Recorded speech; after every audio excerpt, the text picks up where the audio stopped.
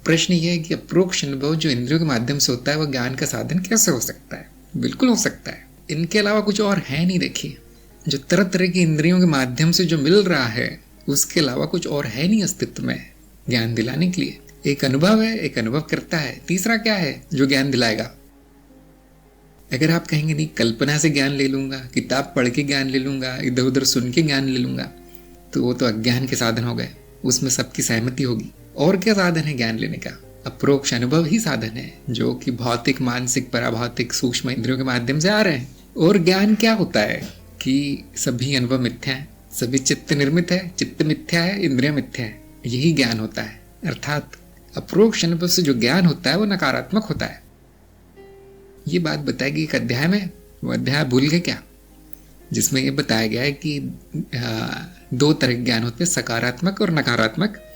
और ज्ञान मार्ग में नकारात्मक ज्ञान का उपयोग है, सकारात्मक का नहीं, क्योंकि इंद्रियों के माध्यम से जो भी ज्ञात होता है यही ज्ञात होता है जो मिथ्या है।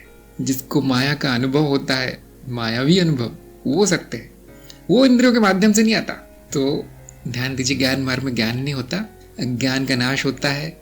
और सभी इंद्रियां यही बताती है कि जो भी दिख रहा है वो प्रतीत हो रहा है, माया है, परिवर्तनशील है।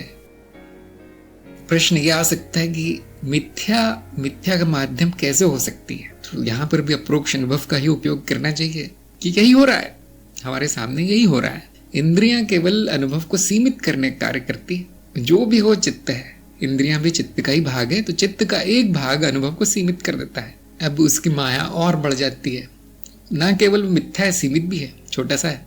तो ये जो सीमित हो रहा है ये भी मिथ्या का ही भाग है। ये सपना ऐसा ही चल रहा है जिसमें ये सब हो रहा है, प्रतीत हो रहा है। ये कैसे जानते हैं कि इंद्रिया भी मिथ्या है, चित्त भी मिथ्या है? ये भी अनुभव के माध्यम से ही जानते हैं, क्योंकि परिवर्तनशील हैं। इंद्री बदल गई, अनुभव बदल गया, चित्त बदल गया, अनुभव बदल गया। अनुभव पहले से ही बदल रहा है, ऊपर से इनको जो रंग देते हैं, जो रचना इनको सीमित कर देती है, विकृत कर देती है नाद को, वो खुद भी बदल रही है, वो खुद भी नाद है। तो मैं जानता हूँ ये सब जानना मतलब दिमाग चकरा जाता है इसमें। तो हाँ, इसमें पूरी बुद्धि चकरा जाती है। इसलिए शुद्धिकरण करते जाइए, ये केवल ये जानते जाइए कि मेरा ज्ञान किधर है, मैंने क्या मान रखा है माया के बारे में, इतना ध्यान दीजिए। उसका सिर पैर नहीं बिठाया जा सकता, नहीं तो हम उसे माया क्यों कहते हैं? आप नहीं जान सकते हो क्या है, कि इसके बारे में बोला नहीं जा सकता दादा। यहाँ समर्पण में आना जरूरी है कि मेरे जहां तक हो सके उतनी मान्यताएं मैंने हटा दी, बुद्धि को शुद्ध कर लिया। बुद्धि स्वयं माया है, स्वयं मिथ्या है। जितना हो सकता था उतना मैंने शुद्ध कर लिया, जितना। अब समर्पण, स्वीकार भाव कि ये माया ऐसी ही है। हाँ, इंद्रियां भी असत्य है, हाँ, चित्त भी असत्य है, तन मात्राएं भी असत्य है, हाँ, प्रतीति होता है। और क्या व्याख्या करें इसकी?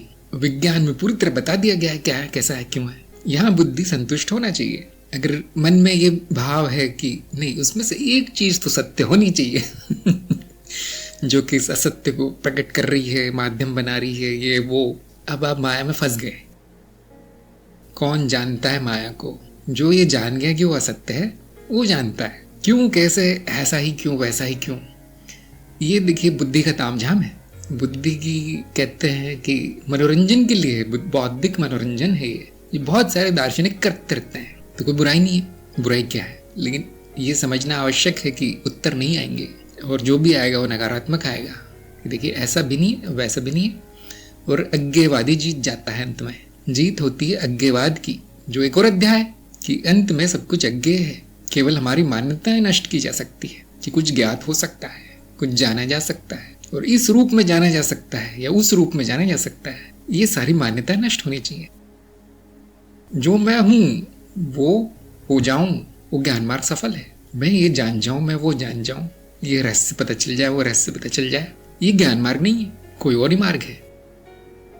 माया तो आपको तरह तरह के रहस्य ला कर दे देगी, इतनी अच्छी अच्छी व्याख्या दे देगी, और लोग उसमें जो है रम जाते हैं, उसमें उस पाश में फंस जाते हैं माया के।